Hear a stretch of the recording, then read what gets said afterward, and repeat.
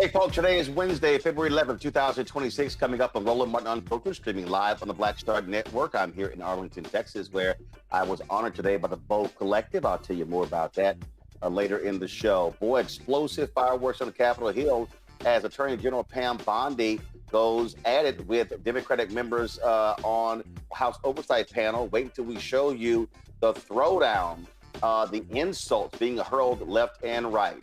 Also, Republicans want to screw you over when it comes to the vote. They have this thing called the SAVE Act, but really, at the end of the day, it really is Let's Screw the Voters Act. We'll tell you about that. Also, the Black Caucus and civil rights leaders lay out the harm the Trump administration is doing to Black America, something that we have been calling or laying out for the past year. Also, Reverend Dr. Frederick Douglass Haynes III will join us talking about a Pew poll that shows you the vast difference between how Black Christians view Donald Trump compared to white Christians. Today's jobs report came out, and we'll tell you what those numbers look like. Lots to break down. It's time to bring the funk. I'm Roland Martin Unfiltered on the Black Star Network. Let's go. He's got it. Whatever the miss, he's on it. Whatever it is, he's got the scoop, the fact, the find. And when it breaks, he's right on time and it's rolling. Best believe he's knowing.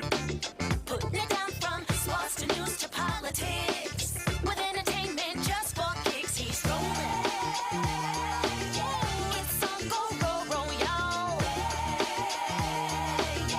It's Roland Martin, yeah. Rolling with Roland now. He's funky, he's fresh, he's real, the best, you know he's Roland Martin now.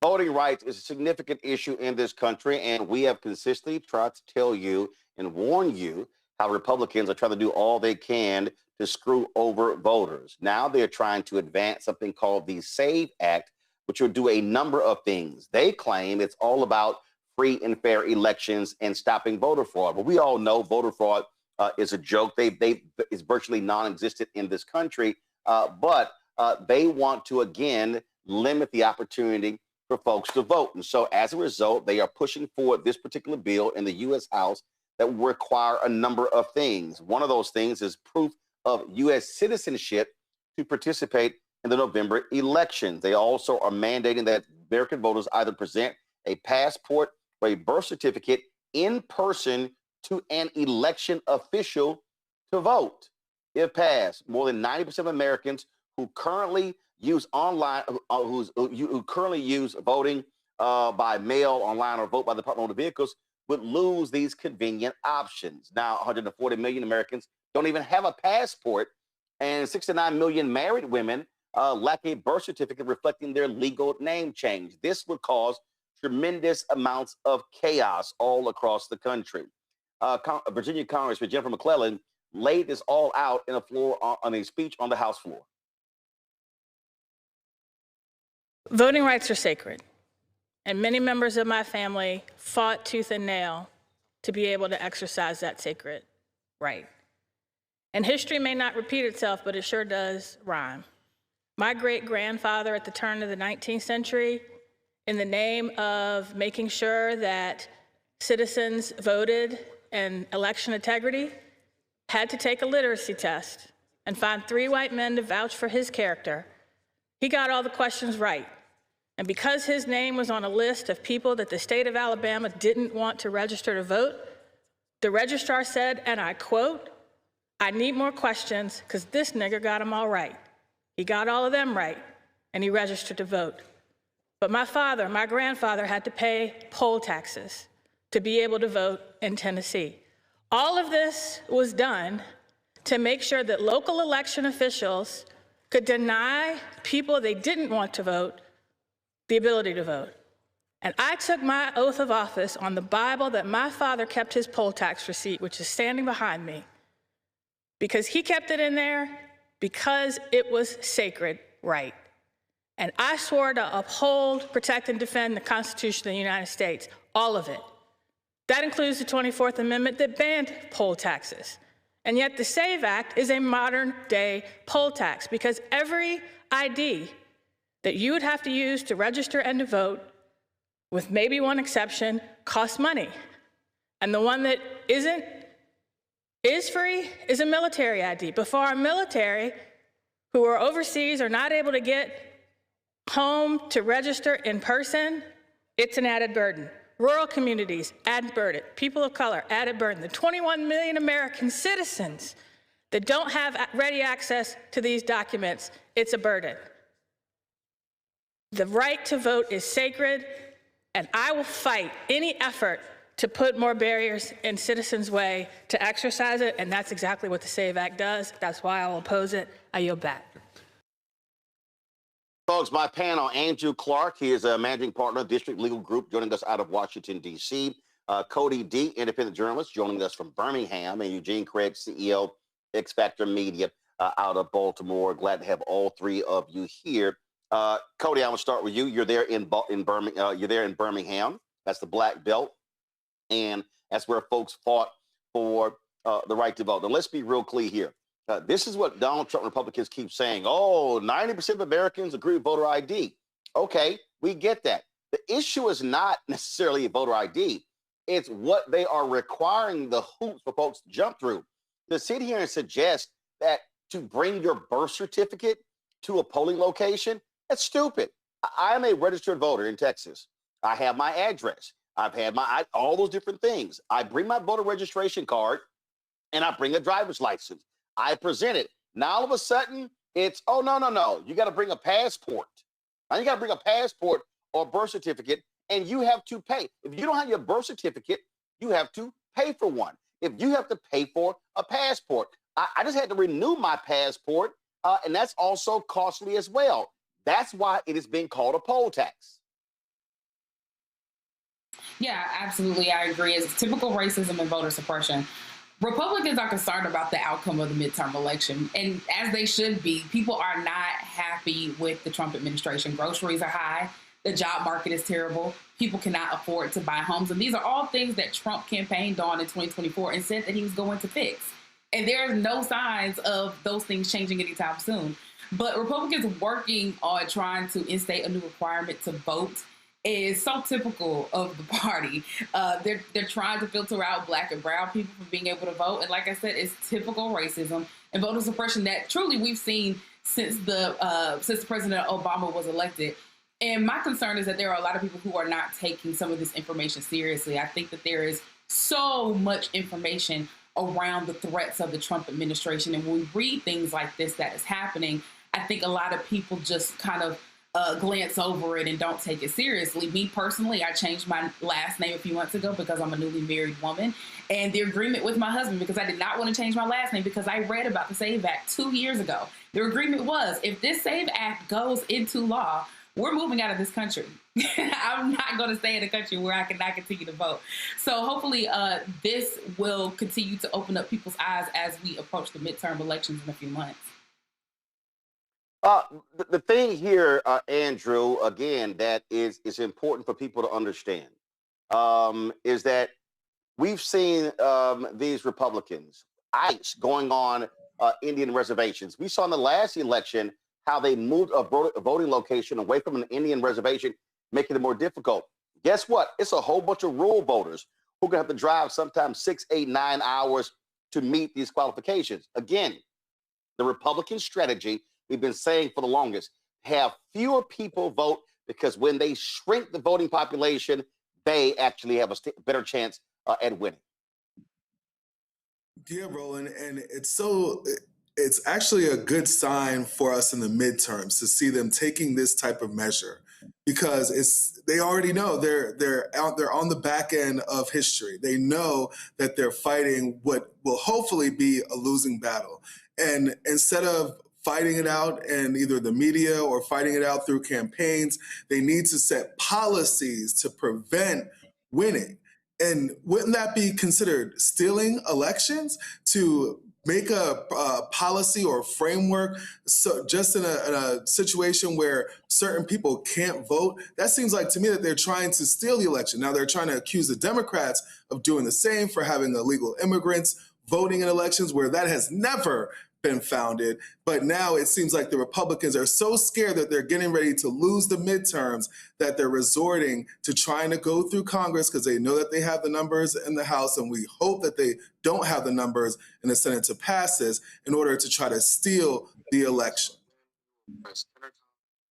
This is who they are, Eugene. And again, these are the shenanigans they are trying to play.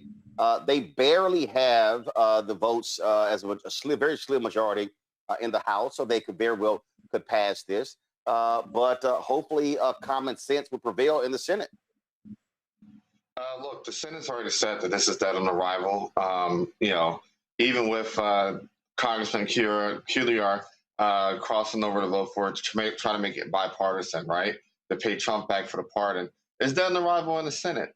And the thing is, this is who they are. This is who they've always been. And this is also what, one of the things they go to when they're failing at everything else. This economy's failing and the American public starting to hold them accountable. Their immigration policy is failing, the American public starting to hold them accountable. They're looking for any kind of pivot away from being pedophile defenders and the American public's holding them accountable. And, they're terrified the American public, as it stands right now, will hold them accountable in November. And so they're doing their best to try to shrink that voting base and population. Because people have to remember, right, voter suppression is not about big chops of chopping out big swaths of the voting populace, right? It's about scalping, cutting out the margins. It's about a couple percentage points here, a couple percentage points there. And you end up looking up and you see 10 seats that you got a couple percentage points shaved off of, and Mike Johnson's speaker again. Yeah, Donald Trump is in the White House, or Republicans control the House because of 7,000 votes in critical districts. All right, folks, let's talk about the jobs report that came out today showing an increase of 130,000 jobs in the month of January, causing the unemployment rate to drop to 4.3%. The overall unemployment rate for African Americans is 7.2%. For Black men, it increased to 7.3%. Joining us right now is Morgan Harper, the Director of Policy and Advocacy at the American Economic Liberties Project out of Columbus, Ohio. And Morgan, glad to have you back on the show. Now, here's the deal. These folks have been playing games with the numbers. So I got to ask you, can we trust these numbers?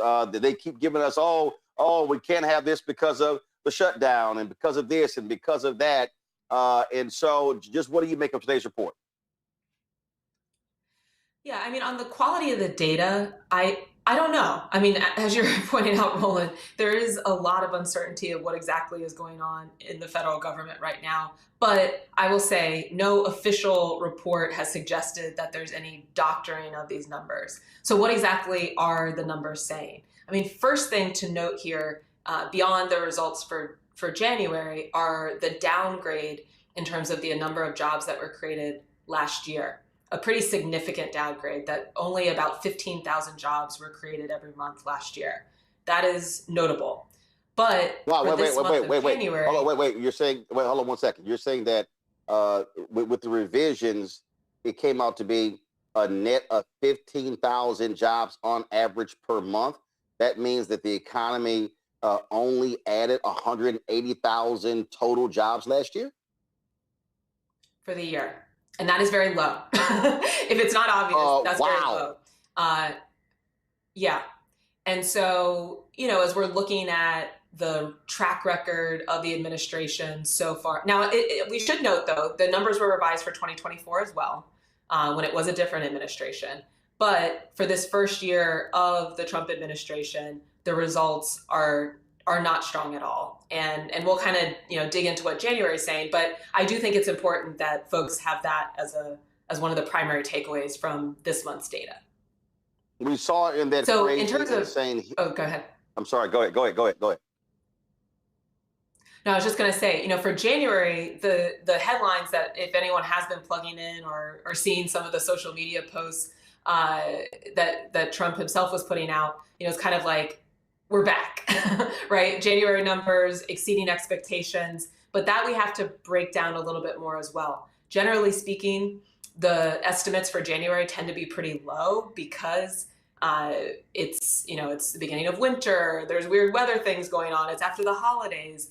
And this is, one expert was saying that the weather patterns just really hitting more because we know that a lot of the countries had severe weather in February, kind of like got out of the window of when a lot of one would have expected those weather patterns to hit in January. So even little things like that can impact just the quality of the data for this month. But that headline number for January it exceeded expectations in saying, like you pointed out at the beginning, over 130,000 jobs created overall last month in January.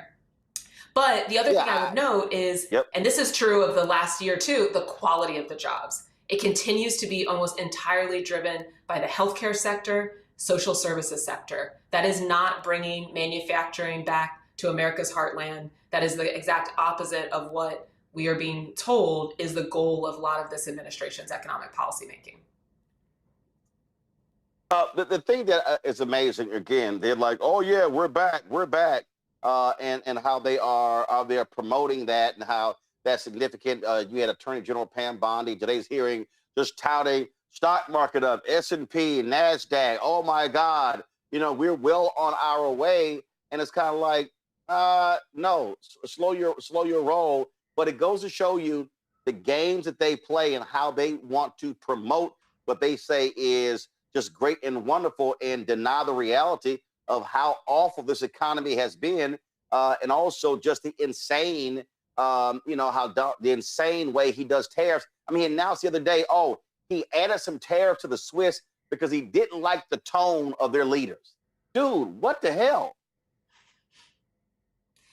Yeah, I mean, they're in marketing mode. They're trying to, because like we said, I mean, one of the primary numbers out of this was that last year was abysmal, right? And so, of course, it makes sense to focus on January, where you have this, exceeding of expectations.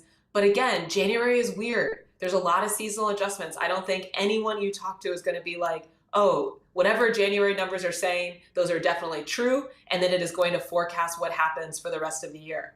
But that being said, January is showing some stabilization in the labor market, albeit not like we're booming, lots of growth, and again, not in the sectors that one would expect to justify things like the tariff policy to bring back domestic manufacturing, but there is some stabilization. And so this is where I think it is important, conversations like this, kind of digging into the nuance of what the numbers are saying, the quality of the job that people are getting. Yes, we have more people are getting employed, Black unemployment rate fell, but what are the quality of those jobs? We continue to see in January, tens of thousands of jobs in the federal government lost. And so, okay, people are getting employed again, but in the retail sector, again, social service sector, might not have the same job security, might not have the same benefits. So, even on its face of these numbers, we have to kind of understand some of the limitations of the data as well.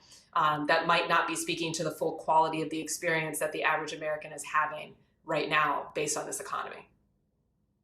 It is again, Trump is getting killed in the polls when it comes to the handling of the economy, and they're getting slammed left and right, and they're trying all they can to deny the reality.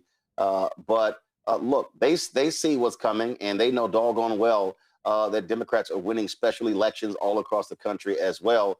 And so they are scared to death if this economy continues to be, frankly, in the toilet, that they're looking at a massive bloodbath in November.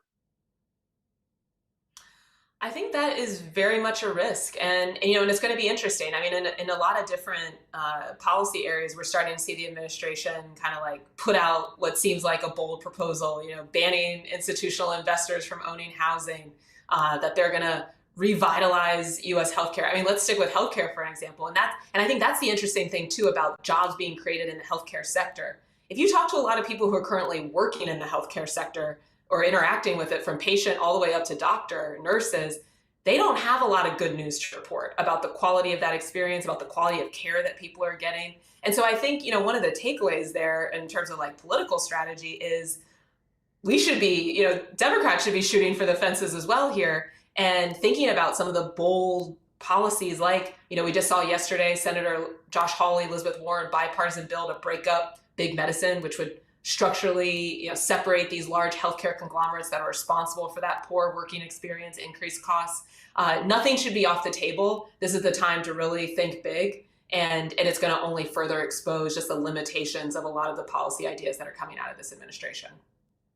All right, Morgan Harper. It's a lot that we are going to be looking at, and we're going to do the best that we can to follow all the craziness going on. We appreciate it. Thanks a lot. Good to see you. Thanks, Roland. All right, thank you very much. Folks, today, the Congressional Black Caucus, joined by civil rights leaders, as well as folks from the National Panhellenic Council, held a news conference on the Capitol Hill talking about how devastating Trump's policies are on African Americans. Here is House Democrat leader Hakeem Jeffries. Donald Trump once asked Black America the question, what the hell do you have to lose? The answer is everything under his administration. We know that under the Trump administration, civil rights is under attack, voting rights is under attack, reproductive rights under attack, racial justice under attack, social justice under attack, economic justice under attack, Black entrepreneurship under attack. What the hell does Black America have to lose under Donald Trump? The answer clearly is everything. Black America is under attack. The United States of America has been under attack by the failed policies of a failed president. And sycophants in the Republican Party who continue to act like nothing more than a reckless rubber stamp for Donald Trump's extreme agenda. Under the Trump administration, the Black unemployment rate is up, the Black home ownership rate is down, and health care is being ripped away from millions of Americans, disproportionately impacting Black and brown communities and lower income white communities throughout the nation. But we're here as members of the Congressional Black Caucus, civil rights leadership, faith leaders, leaders of the Divine Nine organizations, standing together to make clear that we're not going to step back, we're here to fight back. That's right. And to make sure we protect the interests of Black America and all of the United States of America. Yeah. And as John Lewis would often encourage us to do, we will continue to show up. We will continue to stand up. We will continue to speak up. We'll summon that character, that courage, that conviction of those upon whose shoulders in this Black History Month we proudly stand upon. And together we're going to end this national nightmare and continue this country's march toward a more perfect union. All right. I'll start with you, Andrew. Listen, I understand having this news conference on Capitol Hill. I totally get that. But I'm going to tell you right now, and I've said this all over the country. Matter of fact, today, the Bow Collective, we're having their 5th annual conference. This is a group of Black female entrepreneurs and collectively more than 300 members doing business upwards collectively in excess of $2 billion. And the things that they are working on is exactly what should be happening. But I'm going to keep saying this here. What should be happening is having national Panhellenic leaders in Washington, D.C. for a news conference. That's great. Civil rights leaders, that's great. But what should be happening all across this country, there should be nothing but conversations, nothing but town halls and discussions talking about these things. Every single Panhellenic organization should have a public policy program, a major public policy program at their state conventions, at their regional conventions, at their national conventions. The Boulay, Sigma Pi Phi Fraternity Incorporated, the Boulay should be doing the exact same thing at their national conventions. That's what should be happening. When you talk about the chapters of the D9, we talk about the chapters of Prince Hall Mason and Eastern Star and Links. They should be leading discussions in Black communities all across this country, what's happening on Capitol Hill. The reality is most folk didn't even see that news conference. They're not going to hear about that news conference. We live streamed it on the Black Star Network. but the organizations need to be driving these discussions locally. I agree, Roland. And, I listened to that speech, and I know your base is gonna come for me for this, but I just heard a lot of performance. I didn't hear a lot of substance. It seems like the Democratic Party, including the Black Caucus, does not really have much of a plan going forward. And it's going to be harmful in the midterm elections when there are not set policies that the Democratic Party is supporting in order for us to move forward with certain candidates across the United States that are coming up in this midterm election. So I absolutely agree with you that, yes, it's great that they had all of these, very important figureheads together for a press conference that no one will probably see. But what is the plan of action? What is the roadmap that the Democrats are going to follow in this 2026 midterm election? Well, here's the deal. I mean, absolutely, that's the case in terms of what you say you're going to do if you get the power. But Eugene, what I'm talking about is, and I'm always saying this, there has to be what I call this education, this enlightenment, this informing stage. And so this is February. And so what I'm saying is these things should be happening all over. Next week, in Bryan College Station, Texas. Alphas are having their state convention. My chapter, Pam Bondi, and our graduate chapter, they're the host for the state convention. Okay, you're going to have more than 1,000 brothers there. March 26th, I'm speaking at the Alpha Regional Convention, the Eastern Regional Convention in Raleigh, North Carolina. It's probably going to be 2,000-3,000 there. When you start adding up all these various events, but even outside of our conferences, what I am suggesting is that, and people should be sending us, there should be every single week in Georgia, in North Carolina, in Texas, these discussions that are being held. City council members should be holding them. School board leaders should be holding them. County commissioners should be holding them, because a lot of people really don't understand what's going on. And so you've got to be building the resonance to get people to understand and walk them through, connect the dots to explain how their vote is going to impact public policy. And again, I appreciate today's news conference. That should be the kickoff of a national tour. And again, it's not even have to go city to city. The groups are already in location. We don't have to put together a bus tour. They're already there. They just have to do it. Look, I agree with you. The thing is this, right? The strengths of our legacy organizations, whether it be civil rights, religious, fraternal, whatever, right, is their organizational strength and the fact that they already have organizational structure in place. So at that point, it's literally just a matter of activating and engaging and executing. I talk about it, every big night that we have, that the reason we are in the predicament we're in now is because conservatives literally took the model that Black folk perfected over the last 50, 60, 70 years and applied it for themselves, and are still applying it for themselves. In 2010, it was the Tea Party Patriots and organizations like that. And 2022, 2024, it was the Moms for Liberty. But it literally came down to it's building organization, which we already have, through religious organizations, through fraternal organizations, through civic organizations, through our legacy civil rights organizations, right? But it's the educating, engaging, and then executing. It's the coming in, educating on policy, educating on what's going on. It's then laying out the game plan. It's then executing so you can operate up and down the ballot and get your people elected up and down the ballot. Because while the Senate elections and the gubernatorial elections and the congressional elections get a lot of attention, there's going to be a lot of these school board elections, a lot of these DA elections, a lot of these mayoral elections. They're going to have a lot of direct effect on people's lives. Absolutely. And I just, Cody, I'm just not interested. I'm just not interested in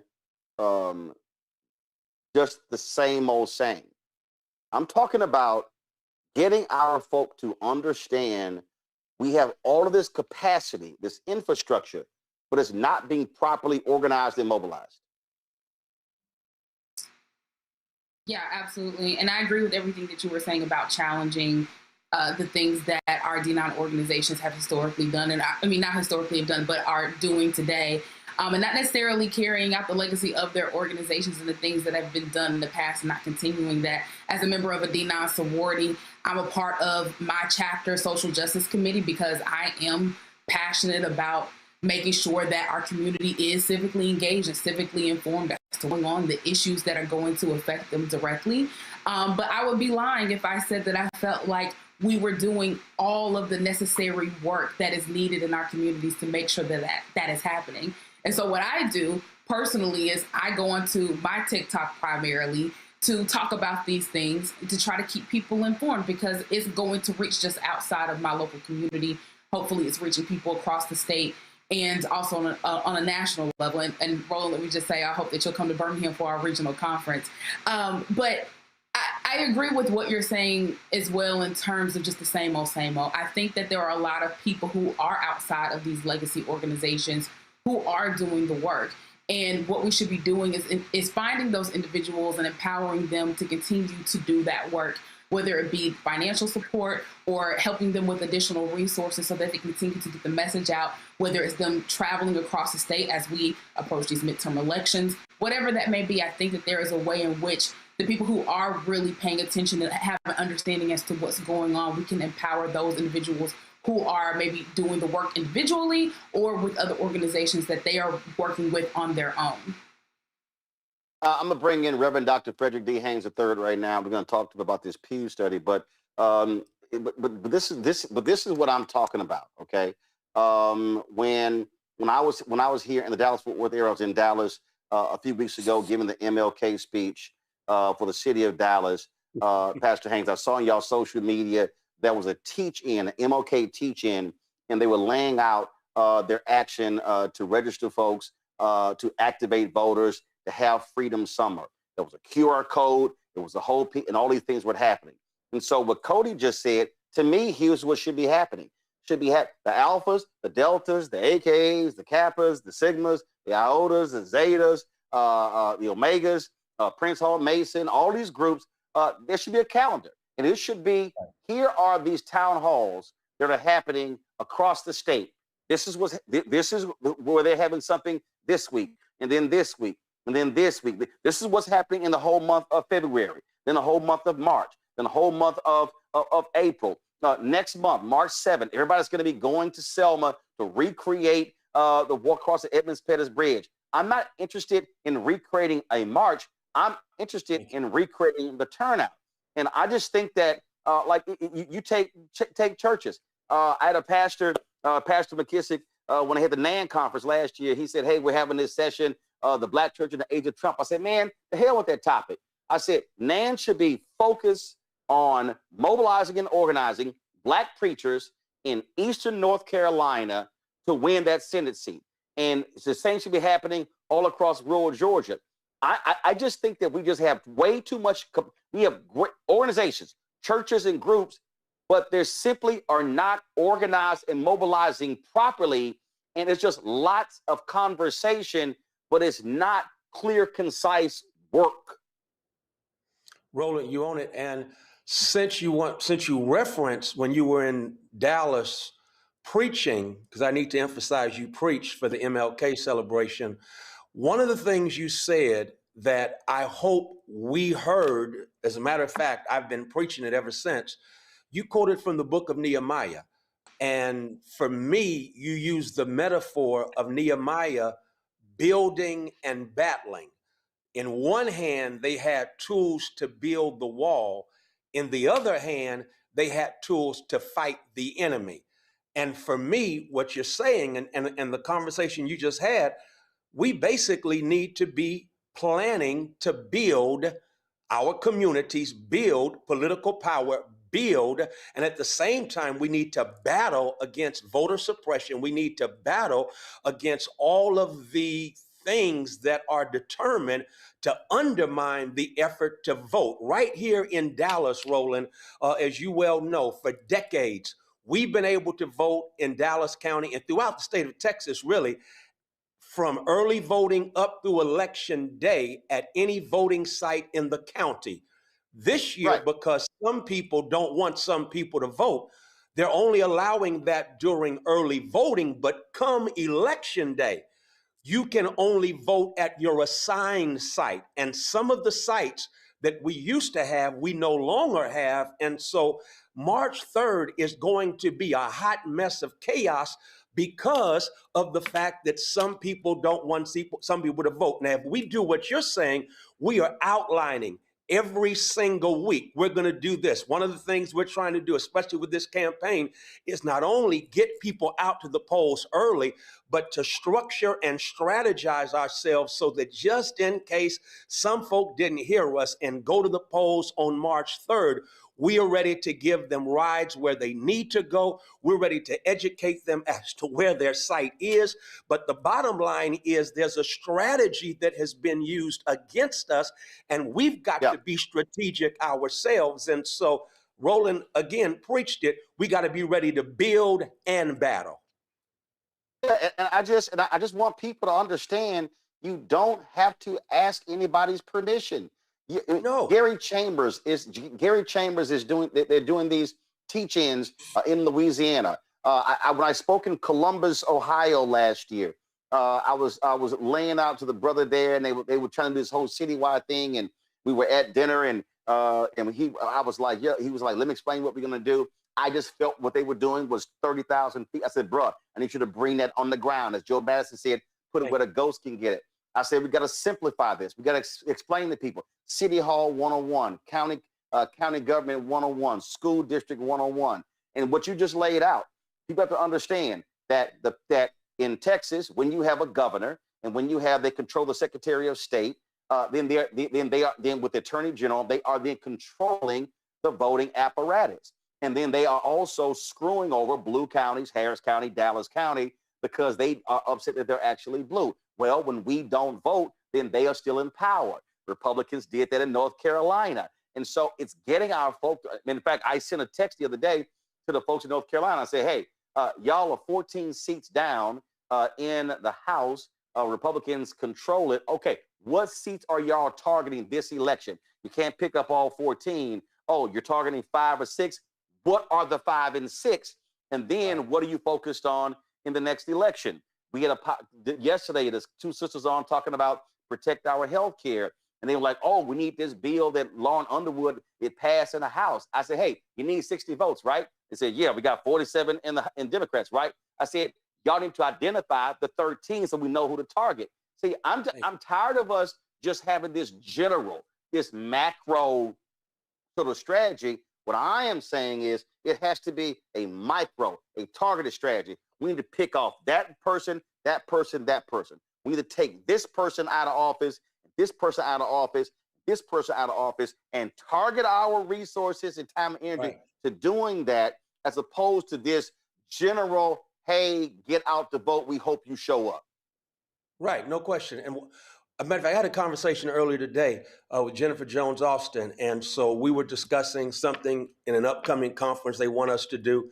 And basically, they want us to do what you're saying we don't need to do any more of, and that is to have a conversation about what's going on as opposed to a mobilization for what we need to do going forward. And one of the things that we as a people have to get delivered from, and that is these panel discussions where all we do is talk about theories, but we never get around to mobilizing the practice. As you know, right now, we're in the midst of what was going on 70 years ago in Montgomery, Alabama. They didn't have no studies and panels about how to put on a bus boycott, or they were not having studies and panels to discuss how bad the bus system was in Montgomery. No, they decided, I'm sick and tired of this. As a matter of fact, Claudette Colvin said she got radicalized when her boy got railroaded for a crime he did not commit. And Claudette Colvin decided to sit down on the bus because they made up their minds to organize and mobilize. And so Black churches organized and mobilized. Miss Robinson organized and mobilized. This is our time for theoretically discussing what's going on, how bad things are. That has to be done with. We now have to start thinking strategically and thinking about mobilization, because everything that is being done to us is a result of strategic thinking. It's a result of them playing chess. And we ain't even on the board, let alone trying to play checkers. So in a real sense, it's very important that we begin to do, as you said, and that is target certain seats. And as we target those seats, and I'm not just talking about federal level, I'm talking about at the state level, I'm talking about at the county and the city level, we have to begin to target seats and then groom and grow leadership that is going to be accountable to the community because they've been connected with the community. We should already be thinking about, in Texas, 2027 and the legislative session that they are going to have in Austin, 2028. We got to be thinking about 2030. When the Tea Party lost in 2008, while we were partying, they were planning, and that's how they took over redistricting in 2010. It's all about strategically thinking ahead and planning as a result. When you talk, so you are seeking congressional seat. The primary is March 3rd, and if there is a preacher listening, here's the first thing: if you are a preacher in Dallas, Grand Prairie, Fort Worth, because they changed the map, and what used to be the 30th congressional district, it now extends across those three areas. Correct? Yeah, for real. I mean, Cedar Hill, Glen Heights. I mean, Mansfield, it's just crazy. And they took away the economic engines downtown, Love Field, the hospital district, all of that is gone now. And so we have to basically recognize that south of 30 is where District 30 is. So if you're a preacher, a church leader, this is the first thing you got to do. Where is your church located? Which congressional district? Then what you should be saying is the precinct where you're located. And let me help as many preachers as possible who forget. Surveying the people is biblical. Thank you. Let me say it again. Surveying the people is biblical. If you think I'm lying, just go look up Gideon. And so the point here is, what the church should be saying is, okay, where are we located? What precinct are we in? And that church can go to the Board of Elections and pull the data and say, oh, these are the number of registered voters in this precinct. This how many people voted in the last election. So what I'm trying to say to a church, I don't need you going across the city. If multiple churches can be focused on going door to door, and you don't need permission in your precinct, imagine what happens if that is replicated across 100 precincts. Then all of a sudden, they don't have to call your campaign. They don't have to call Congresswoman Jasmine Crockett's campaign. The church could do it themselves and say, hey, we want to make sure if the voter registration deadline for the primary is passed, should be telling them early voting is starting. And then towards the election, use that exact same model to say our church will have X number of cars and vans available. So if you need a ride, call this number or text this number. We'll take you to the polls. Again, you don't even have to call the campaign. You can organize it yourself. You can organize it yourself. And then, Ro, I want to add this to it, and that is because they're trying to be so slick in the state, we have to stay on top of up until the very last minute where the precincts are, where the voting locations are. That's what we're doing here. And then making sure, if we do it right, that we line up, look at our voter, not our voter roll, but our membership roster, and then line it up with their addresses and their voting precincts and their voting locations, and then make sure that they can use the church as that one-stop resource. This is where I need to go if I wait until March 3rd, but this is where I can go within the confines of the county where I live if I go ahead and vote early. And again, every one of my colleagues, I hope we're pushing every voter to vote early. Absolutely. We were going to talk about something else, but I ain't care about them white evangelicals. We talking about how do we mobilize and organize our people. Come on. And that's really what this is about. And again, folks, the Texas primary is March 3rd. North Carolina is also March 3rd. So wherever you are listening, I need you to look at your state, and you need to find out when the primary is in your state. Carol in the control room, tomorrow, I need y'all to pull a list and we need to lay out the primaries that are in March. We need the dates, the primaries that are in April, in May, so we can let folks know that because again, I'm sick and tired of Black people undervoting and not maximizing our capacity. But final comment, Reverend Haynes. Well, again, Roland, I'm just go back to what you said. It's been my mantra since I heard you speak in Dallas, and that is we got to build power and we got to battle against all that we're up against. And I ain't got to go there with this audience, but we got to build and we got to battle. And that requires being strategic in our thinking and thinking beyond. Again, we got to go after this election, no question about it, because it's upon us right now. But Roland, right after this election, we got to start thinking about 27, 28, 29, 30, and beyond. It's all about the chess game now. Absolutely. The day after November election, 26, I'm already focused on 27. Come on, man. That's just and that's just how it is. Reverend Haynes, I appreciate it, Fred. Thanks a lot. Thank you, Fred. Keep it up. Thank you. Thanks a bunch. Hey, folks, that was this pastor in Indianapolis, Indiana. Man, first of all, I've been following them. Their choir is off the chain. It's Calvary Tabernacle.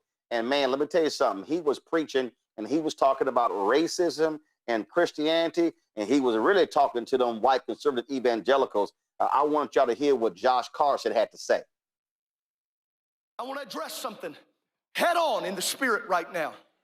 There is an absolute desire in the world to consistently stir up racial tension.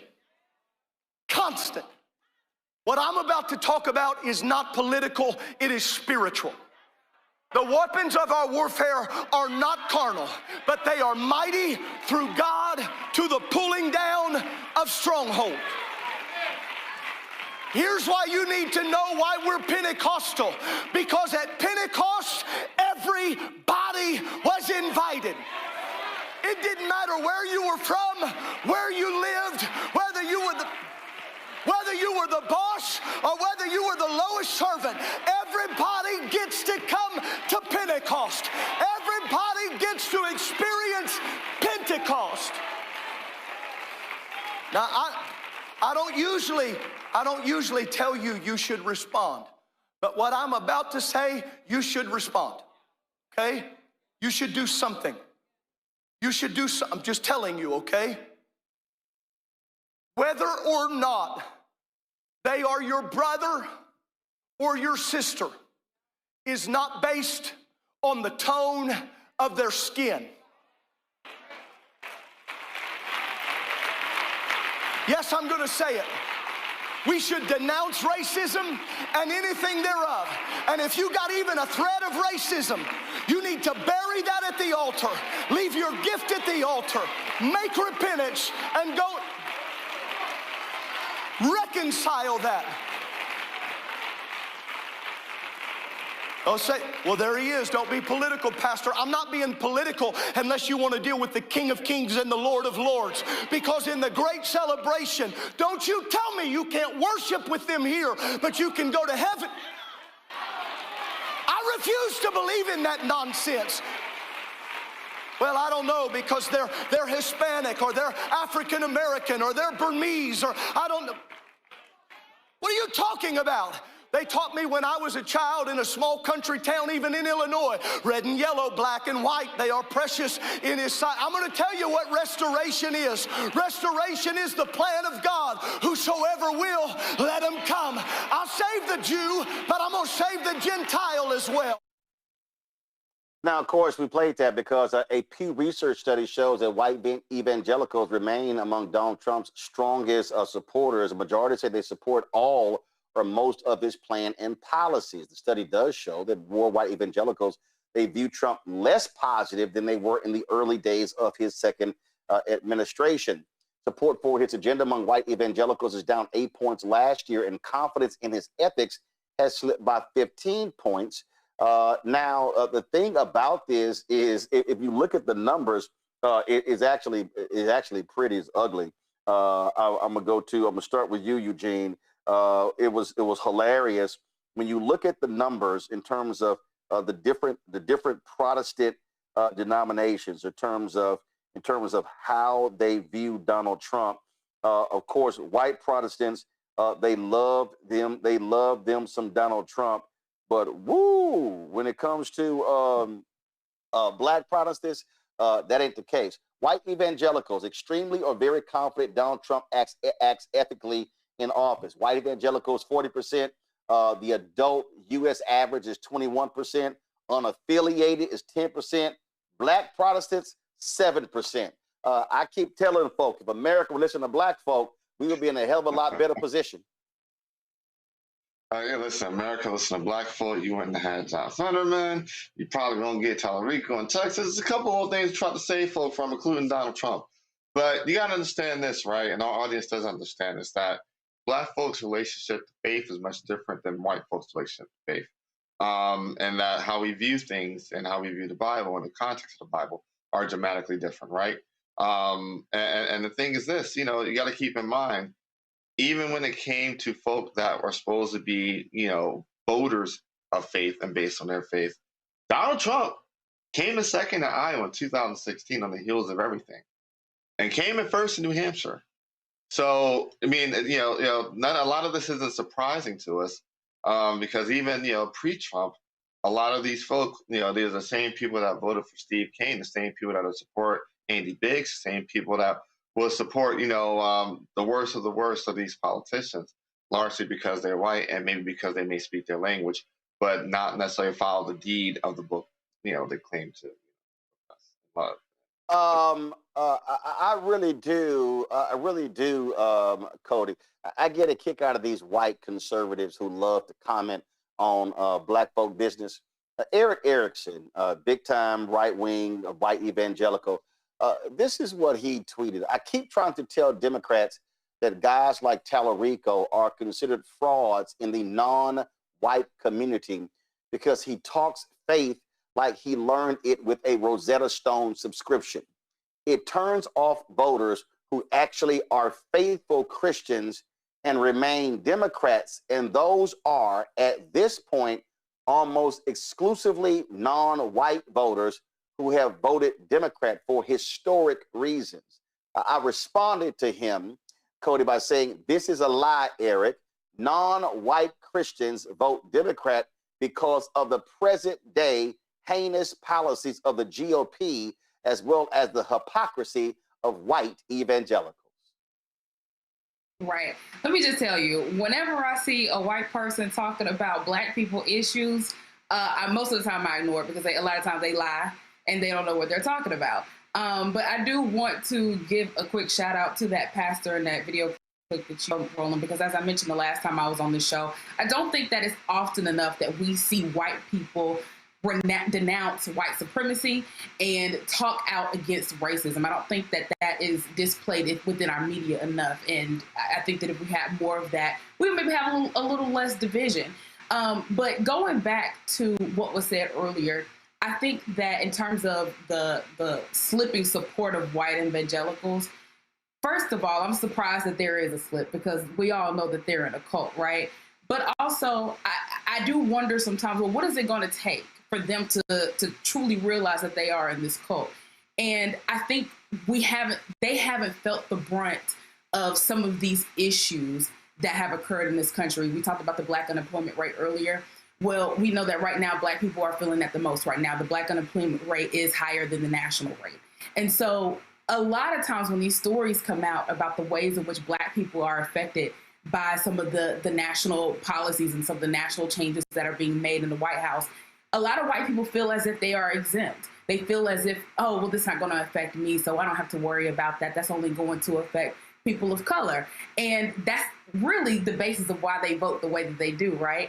But as we have seen in the reports around Black unemployment, we are just the start of it, right? Like, we know that if we are starting to feel the brunt of the economy, it's just going to continue to trickle down. And so I'm interested to see, as this economy continues to turn over, because Trump is obviously not doing the things that he said he was going to do when he campaigned in 2024. It doesn't look like any of those things are going to change anytime soon. I do wonder if in another year, what are the approval rates going to look like from Trump from this same group of people when they do start feeling the effects of the economy? So the thing, Andrew, is these white conservative evangelicals, they actually want us to believe that they are voting along biblical lines. No, they're not, because the agenda they are voting for is an anti-Jesus agenda. That's why they can't stand Pope Leo, because he keeps kicking their behind and challenging them when it comes to their treatment of undocumented people, as well as their treatment of the poor. And so Black people not fooled by it. And see, that's what they don't understand. See, I always explain to folks, when the people say, well, Black people are naturally, Black people are conservative.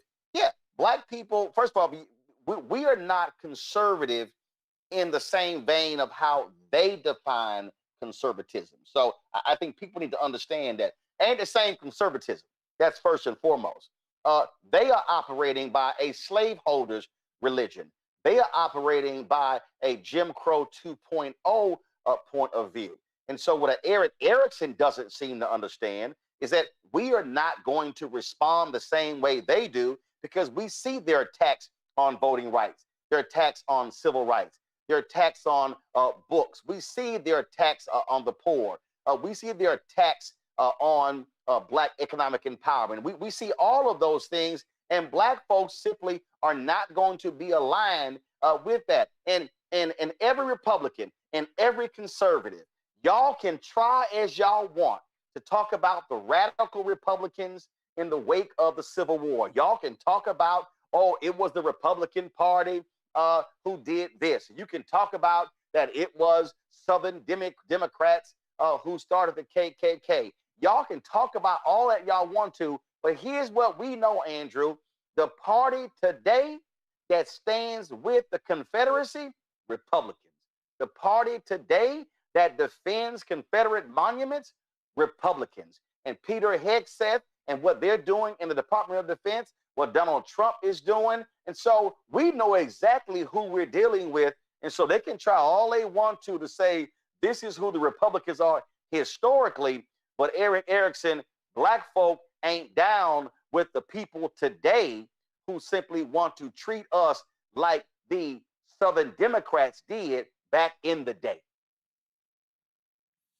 Yeah, and last week, President Trump released a video depicting President Obama and Michelle Obama as monkeys. Now, there's a lot of gorillas. So there's a lot of different things that President Trump has done over the years, even before he was president, all the way going back to the Central Park Five, calling for Obama's birth certificate.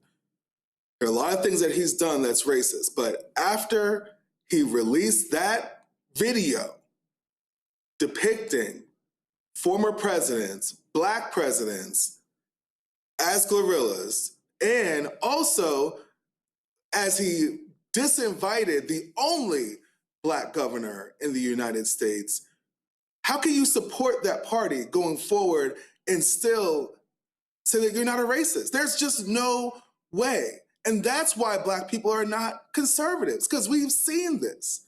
We've seen this for decades, for decades from this Republican Party. And now he just overtly releases a video and confirms something that we've known for years now. So anyone that's standing now with the Republican Party can't say it's because of the policies. You can't say it's because of the policies. It's because you support the fact that they're racist. That should, anybody that was Republican that said, oh, maybe we're on the line, we're towing the line, that video being released and you still supporting the Republicans in the poll in November shows that you're a racist. There's no other way. Well, bottom line is we know what we ain't down with, and we see exactly what that is. All right, y'all. Let's do this here. Let's do Black Star Network headlines with Brittany Noble. A Black Detroit woman who was shot 6 times by a police officer during a traffic stop is fighting back in federal court. Tracy Allen is suing the city and Officer Zachary Melvin for $25 million. According to the lawsuit filed Wednesday, the incident happened October 2025 when officers pulled Allen over on 8 Mile Road for speeding, excessively tinted windows, and an obscured license plate. Allen says she provided her driver's license and registration, but also asked for the officer's supervisor and called 911, which did not arrive on the scene. She says during the altercation, police sprayed her with pepper spray as she attempted to drive away. That is when Officer Melvin fired shots and ordered her to get out of the vehicle.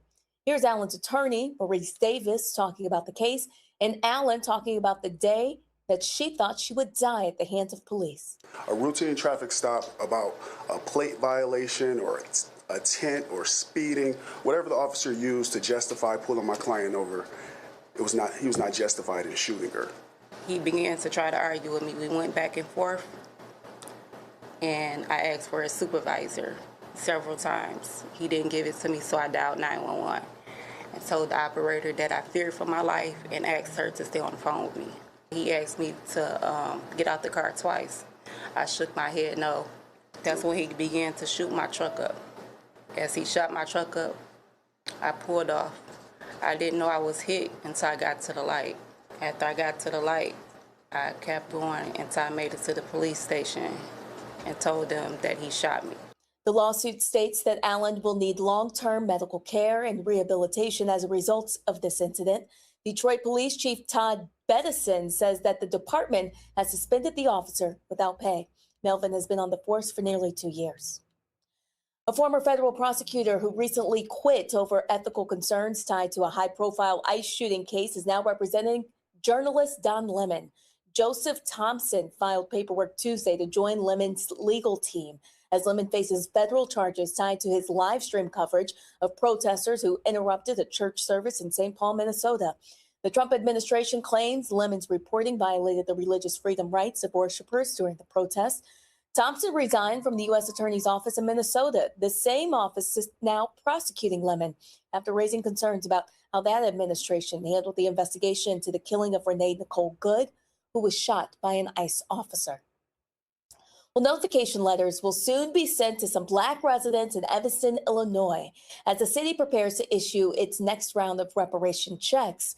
The payments total $25,000 per recipient, and they're intended to help cover housing-related expenses, including home ownership costs and repairs.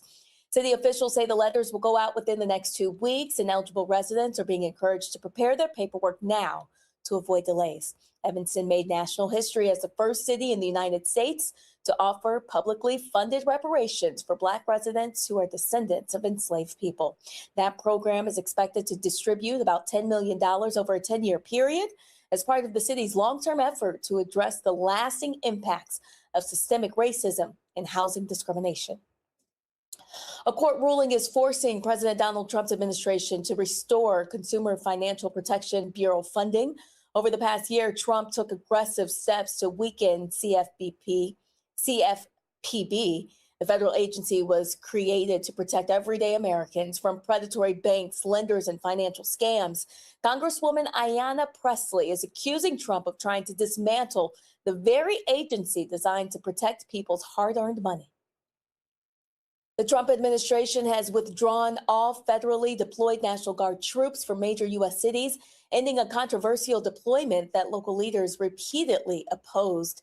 The pullout was quietly finalized last month with no public announcement from the White House or the Pentagon.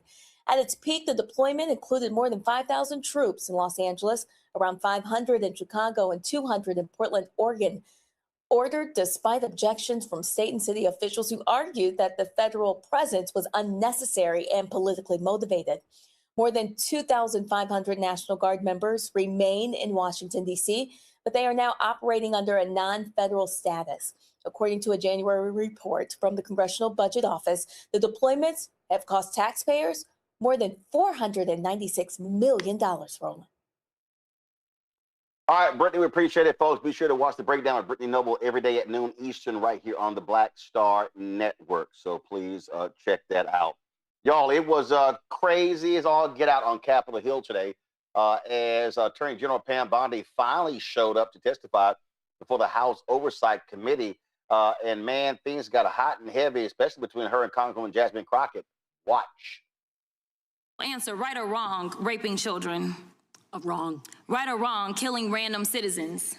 Definitely wrong. Right or wrong, enriching yourself as the sitting president of the United States? Definitely wrong. Okay, thank you, because I probably never would have got that with our witness. Our witness who somehow is a lawyer but does not understand how it works with witnesses. I'm not really sure what law school she went to and what all kind of cases she tried, but typically when you come into a space and somebody's a witness, then they sit there and they answer questions instead of asking questions. And then we also have this objection that we use as lawyers called non-responsive when a witness fails to actually answer the question. But nevertheless, let me address the survivors, because that's exactly who they are. They are not victims, they are survivors. Let me say thank you for having more courage and moral clarity in your pinky fingers than the entire Department of Justice. We are currently the laughing stock of the world, partially because of the failed leadership within the DOJ, as we see kings and queens falling everywhere around the world. But we don't know the basics of right and wrong in this country, because it's not about partisanship. And that's why I applaud Thomas Massie, because he's the only person on the Republican side that has a backbone and knows how to stand up to corruption. But nevertheless, let me keep going. My Democratic colleagues have been attacked this entire committee hearing. They have been lied on, and frankly, the American people weren't looking for that. They were looking for answers about the corruption that they see coming from this administration. In the written testimony of this witness, of this particular witness, she stated that when she took office, she had two main goals. The first was to end the weaponization of justice, and second, to return the department to its core mission. Not only have you lied about both, you've intentionally done the exact opposite. You're spending more taxpayer resources arresting journalists than you are prosecuting pedophiles and creeps. In fact, your boss, the President of the United States, stated that this administration, quote, took the freedom of speech away, and at your direction, DOJ has arrested Don Lemon and Georgia Fort. And I might add that y'all actually had a judge that rejected y'all for trying to arrest Don Lemon before, just like the grand jury rejected y'all as it relates to Senator Kelly, just like a grand jury rejected y'all as it relates to Senator Slotkin, just like the case against Tish James was dismissed and the case against Mr. Comey was dismissed. I completely don't get how it is that you're sitting at the top of DOJ, because you don't seem to be good at your job. You're spending more taxpayer resources arresting these journalists. In fact, we know after Georgia Fort and Don Lemon were arrested, we know that there were homes of journalists that were raided. We know that threatened prosecution against students protesting your actions and forced tech companies to remove apps used to track ISIS activities. But let's circle back to you protecting pedophiles and creeps, because I want to talk about the president and his possible involvement with Jeffrey Epstein. Now, I don't know what the president might have done with Jeffrey Epstein, but unlike this administration, I believe that facts matter. So let's talk about the facts. Fact number one, Donald Trump is one of the most named people in the Epstein files. At least 5,000 files contains more than 38,000 references to Trump, his wife, or Mar-a-Lago. Fact number two, Jeffrey Epstein and Ghislaine Maxwell made young girls available to Trump on multiple occasions. For example, according to this file, Ghislaine Maxwell presented a young girl to President Trump who spent more than 20 minutes apparently flirting with her. Here's another example. This shows notes from FBI investigators that describe Jeffrey Epstein transporting a victim to Mar-a-Lago to meet with President Trump, where he bragged to Trump that, quote, this is a good one. Now, I'm not saying that the president is a pedophile, but there is a lot of evidence in these files that suggests that he's very close friends with a lot of men who are pedophiles. What's crazy about all of this is just that this is a big cover-up, and this administration is engaged in it. In fact, this administration is complicit.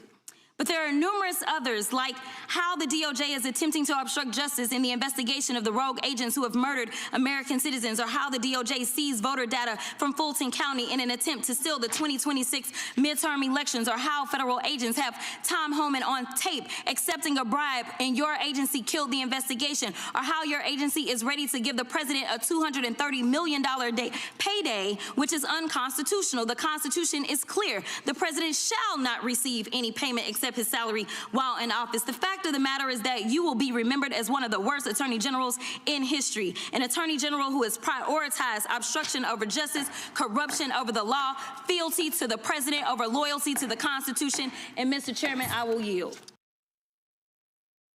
Now, folks, Congressman Joe Nagase challenged Bondi on the issue of her Department of Justice hiring one of the January 6th white domestic terrorists.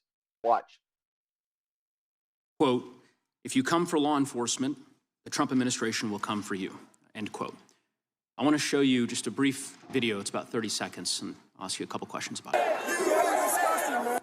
Hey, you guys are disgusting. I'm former law enforcement. You're disgusting. You are the Nazi. You are the Gestapo. You can't see it because you're chasing your pension, right? Your pension, your retirement, right? That's what runs your life, your retirement. The sad thing is they're not even going to get their pension because it's going to be worthless. And shame on you. Shame on you. Shame on you.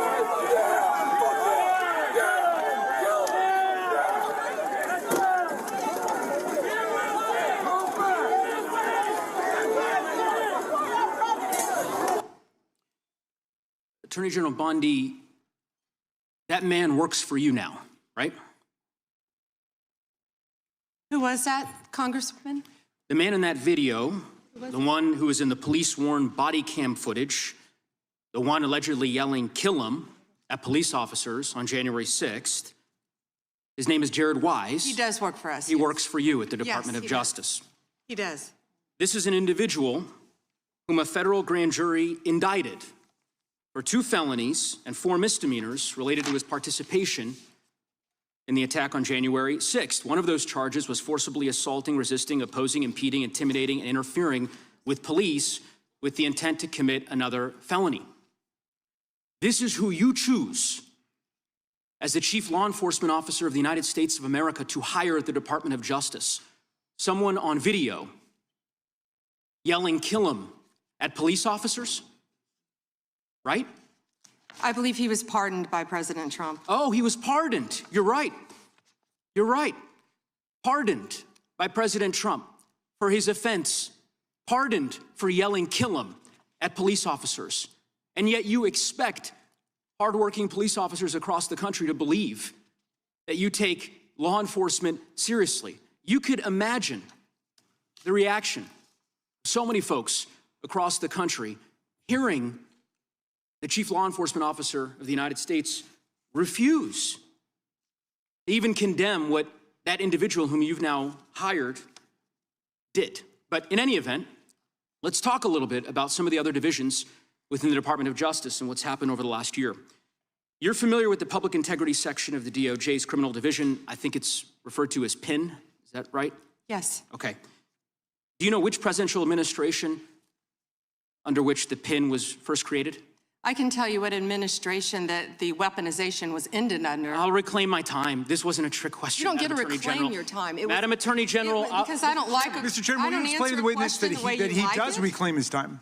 Because I don't answer a question to your satisfaction. Mr. Chairman. Madam Attorney General, the time belongs to the gentleman from Colorado. The president under which PIN was created was Gerald Ford.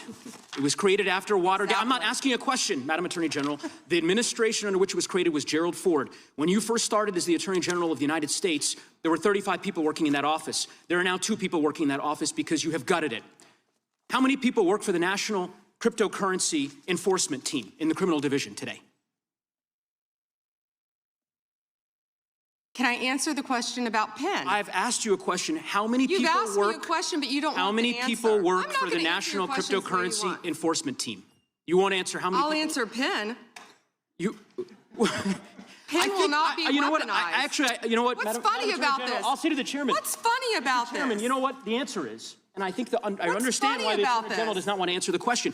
Because you eliminated the National Cryptocurrency Enforcement Team last year. So I understand why you don't want to tell the American people who works there. Yeah, I no one understand works why there you don't want to anymore, talk about Madam Mohammed Attorney Solomon General. in So your district. in any event, who murdered people. Mr. Chairman, will you stop the clock so his time is not wasted by I've the been witness? very generous with allowing extra time when we have these little disputes. I understand. You got the time, Mr. Goose. I might as well ask the chairman these questions. I'd be happy because to answer what some is of your fun- questions. What's profound, the questions I've Profound? asked, The crime in your I've district. asked, Mr. Chairman, are not trick questions. They're not gotcha questions.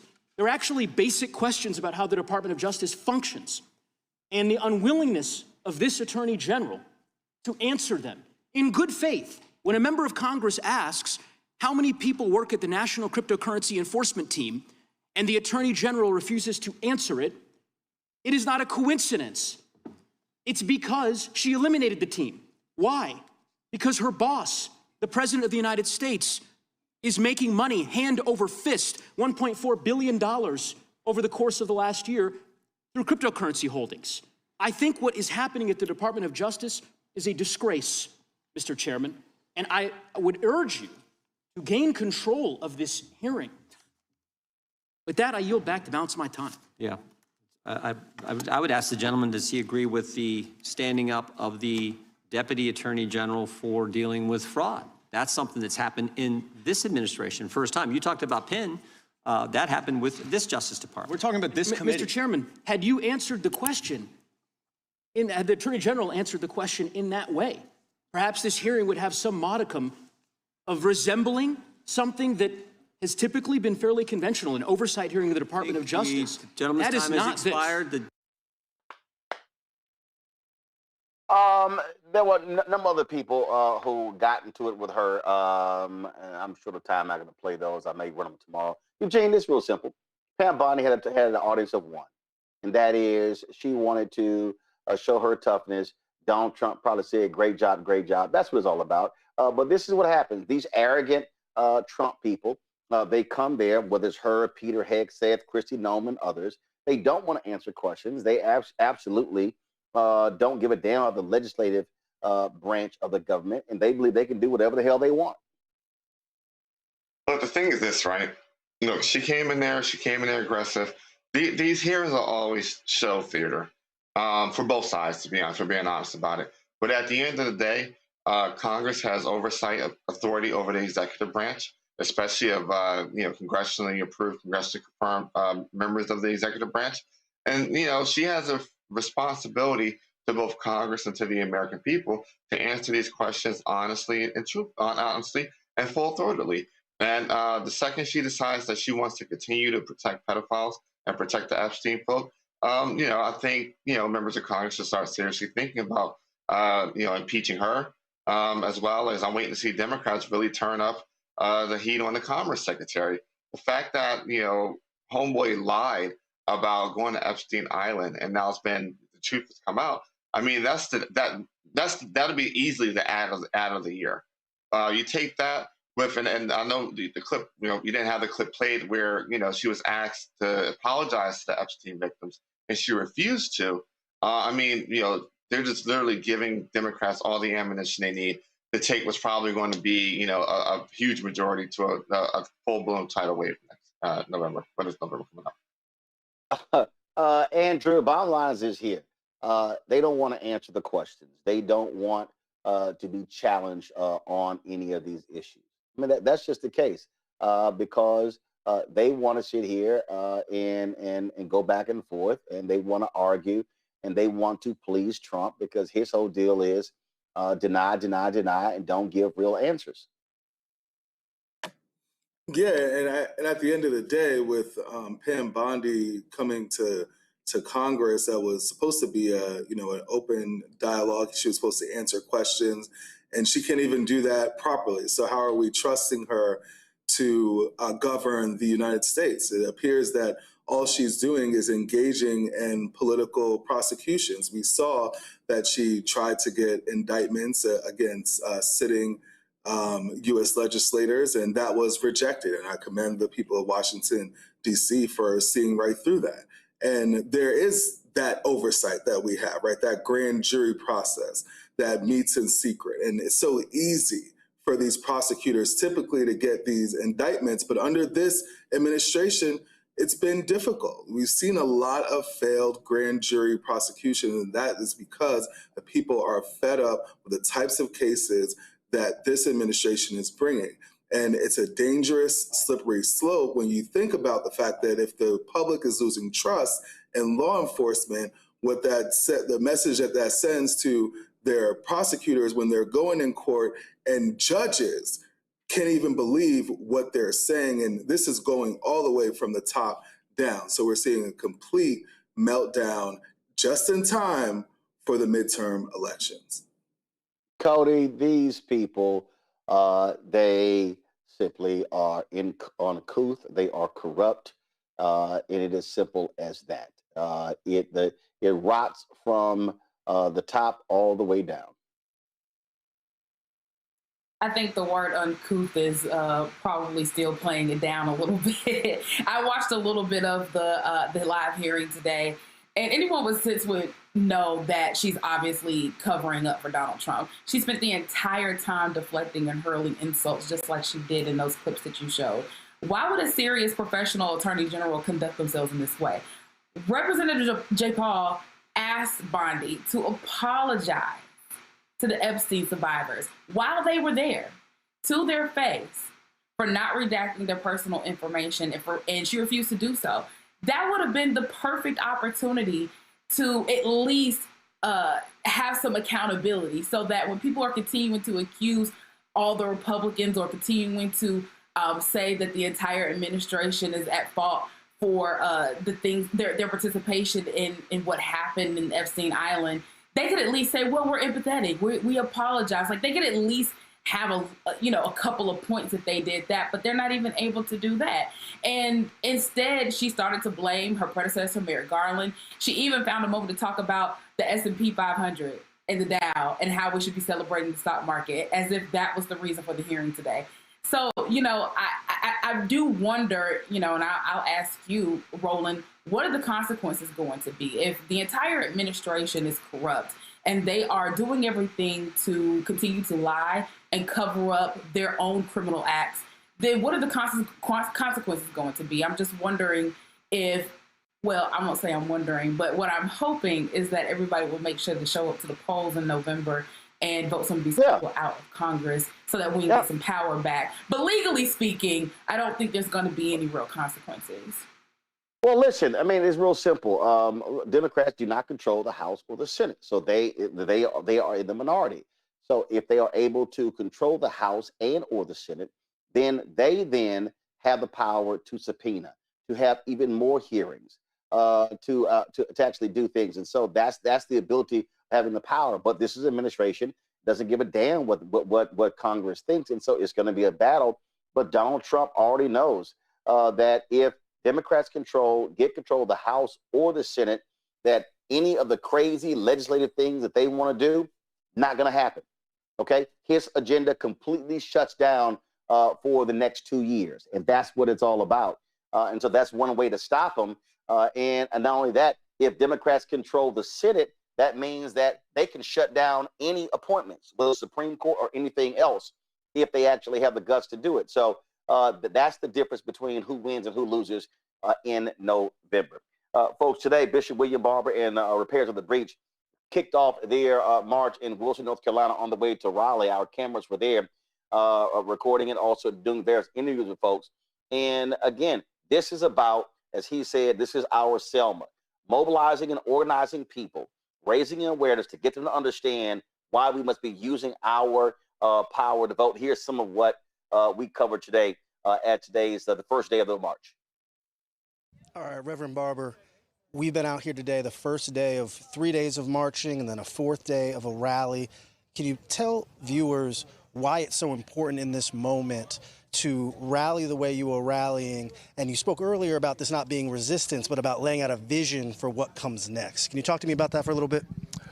Well, yes, I can. I'm standing here with my wife and the pastor and the host Reverend Dr. Della Owens, and she said something this morning at the beginning. She says we must protest until something happens, and we must bother the system. You can't bother hate with hate, because it knows hate. You can't bother hate with meanness because it knows meanness. It feeds on it. But what does bother it is love that is strong, love that is committed, love that is visionary, and love that will not quit. This march is really a mobilization. The first goal is to shift the narrative. We saw people coming out of their houses and crying and standing up to shake people, to wake them up, remind them of who they are.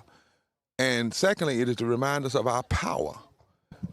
In this state alone, for instance, Trump won by 183,000 votes, but 400,000 black people didn't vote, 1.1 million poor and low-wage people didn't vote. What if they had, and what if they had voted an agenda?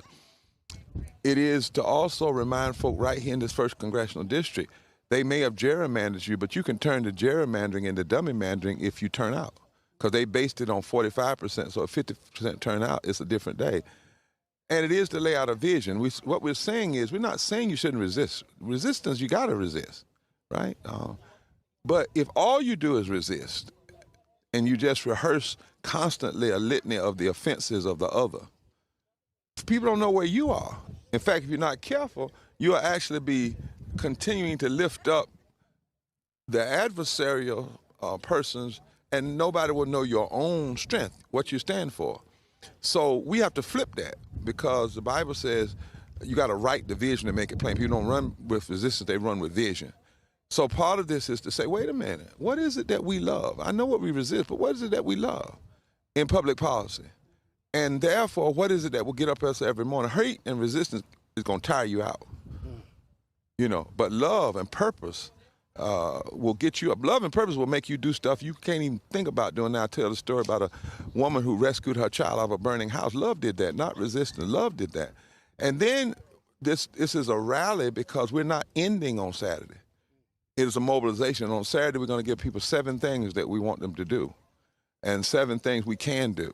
And 7 things, if we do it, we already know from 2014 what we did in this state when we sent extremists home. And we never endorsed the candidate partisan, but we mobilized, as Roland like to say, we did a micro-based mobilizing all the way down to the county level. And that's what we're doing now. We've got the data. We know where everybody is, who's infrequent voters, who has voted, where they are. But the number one reason people have not turned out is they say nobody talks to them. So this movement is going to talk to them. Now, Reverend, you mentioned we're here in the 1st district that has been historically held by African Americans, including currently Don Davis, and one of the districts that has been redistricted in what has been this off-cycle redistricting. That typically it only happens once every 10 years, but the Trump administration has been aggressive here in North Carolina, in Texas, in Missouri, in Ohio, to try to change the maps, to hold on to what has been a very narrow but unpopular House majority. Why here? And what would you say to people who say, Reverend, we hear you and we know it's your job to preach hope and vision, but they're literally changing the rules of the map? What do you say to those folks? Well, when haven't they changed the rule? When were the rules ever fully fair? We've always beat the rules. I mean, when haven't we had to push this nation to be what she said on paper? I mean, so that's just, let's get that part, as they say, straight, as the young folks say, that part. But the other side of it, why are they cheating? Because they can't win. Anytime somebody cheats you, it's because they cannot win. They're trying to hustle you. They're trying to make you think they have more power than they have. We know the numbers. We know the numbers. Trump, for instance, won in this district by 11,000 votes. 180-some thousand people in this district alone did not vote. What happens if they turn on? Now, they say we've elected an African-American, but it's a little bit deeper than that. When we restored, through the Voting Rights Act, the power of the 1st Congressional District, it was so that black and whites could elect a candidate of their choice. Because down here, they always had a, quote, Democrat. But that wasn't the point. We had no African-American elected officials, and particularly African-Americans that were elected by black, white, and brown people. Eva Clayton represented the first. She was not elected just by black people. It was black and brown and white people together. And then what scares them is the person from this district normally has a very progressive vision. You can count on when it comes to labor rights. You can count on when it comes to voting rights. You can count on when it comes to living wages. You can count on when it comes to health care. That's what they're afraid of. And lastly, the reason why the Congress, Johnson and Trump and them are doing this is because we now know the data. The current configuration of the United States Congress is because of only 7,000 votes out of 90 million people who didn't vote. Now just think about that. Every time I say that in church, folk cuss, and I have to pray for them. They say, what the hell? I say, yeah. If you had just had out of 90 million, not 90,000, 90 million, if just 7,000 more people had voted, 7,001 people had voted, the Congress would be different. To say that we are not going to fight for that power is to just give up, which makes people win not by winning, but win by default because you don't fight. There's a great scripture in the Bible that says, in the day of battle, Ephraim had everything it needed to fight, but chose not to. I don't want to be a part of that generation. And the stakes are too high. Reverend, I got one more question. What would you say to other clergy, to other leaders, and also to many of the Democrats, Republicans, independents, people who oppose some of the things happening to black and brown people, to poor people? What would you say in terms of what their message should be and why this type of mobilization is important? We see fights playing out across the country right now, and a lot of people are discouraged. They're saying we tried this once, Trump got reelected again, these cuts have still happened, we've got these ICE raids.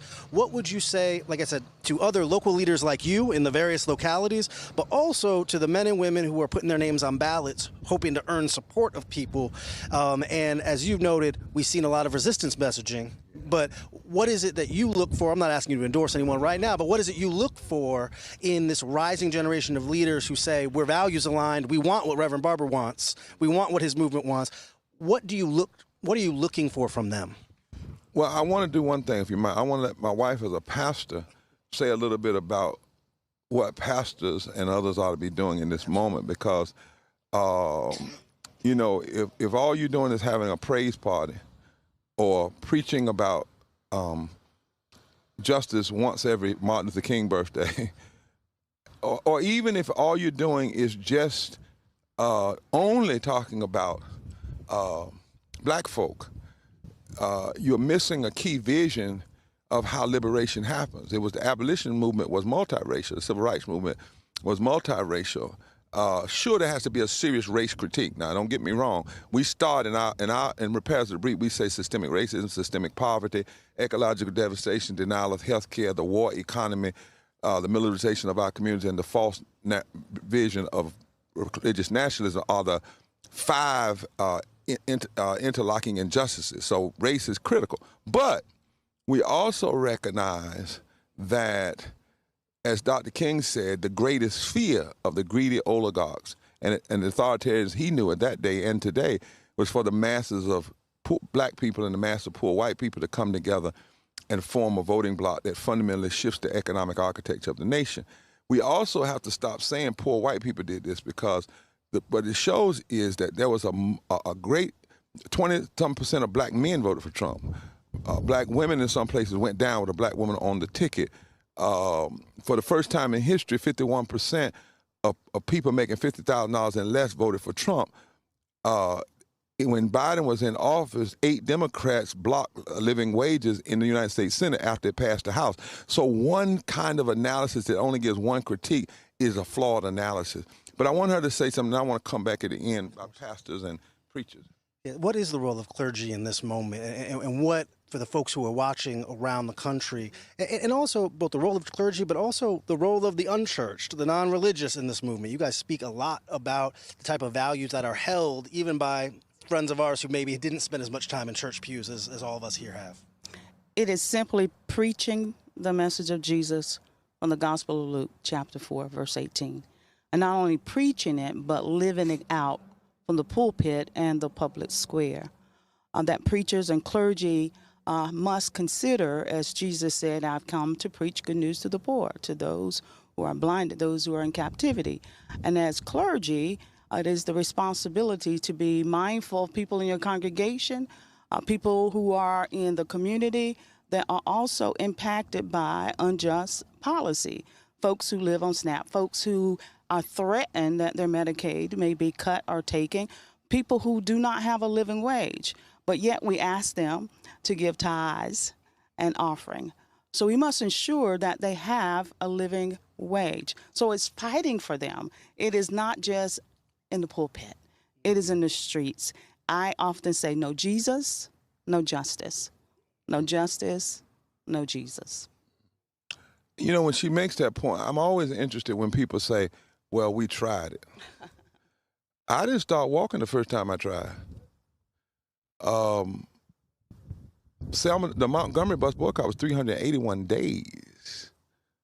The Selma movement was months, right? Frederick Douglass tried to escape a number of times before he got out. So did Harriet Tubman. What is this we tried? Like, who are you honoring when you say, well, we tried one time? We haven't even tried voting our full power yet. You know, 37, 40% of the people staying home. We've not, as the scripture says, suffered unto death yet. We come from people who fought to death, unto death. We've not done that. So let's get off of that bandwagon about we've done everything. And we've always had bad elections. We had Woodrow Wilson play Birth of a Nation in 1914, 15, and 16. But later on, we came back and elected Franklin Delano Roosevelt. We've had ebbs and flows. We've never had perfection. But one of the things we have to do, I think, today is stop trying to find an excuse not to do. And one of the pieces I'm saying to folk who are running for office, why are you running for office and everything you talk about is the person you don't like and you don't want to get elected? When are you going to say, elect me and this is what's going to happen in the first 50 days? This is what's going to happen. Because that's what he did. Now, like it or not, the one thing we know about Trump and his minions, they said exactly what they were going to do. They wrote it out, Project 2025. They wrote it down. This is what we're going to do. There was no Stephen Miller, Bannon. They were clear. Trump was clear. And you have to, a broke clock is right twice a day, so you have to kind of look at that. If you only are listing out and rehearsing your grievances, but not laying out for people a vision, vision is what people have to run with. So if they passed a big, deadly, ugly, destructive bill, right, that we know right now is going to kill 51,000 people, excuse me, audience, 51,000 people in this first year, and 16 point some odd million people going to lose their health care.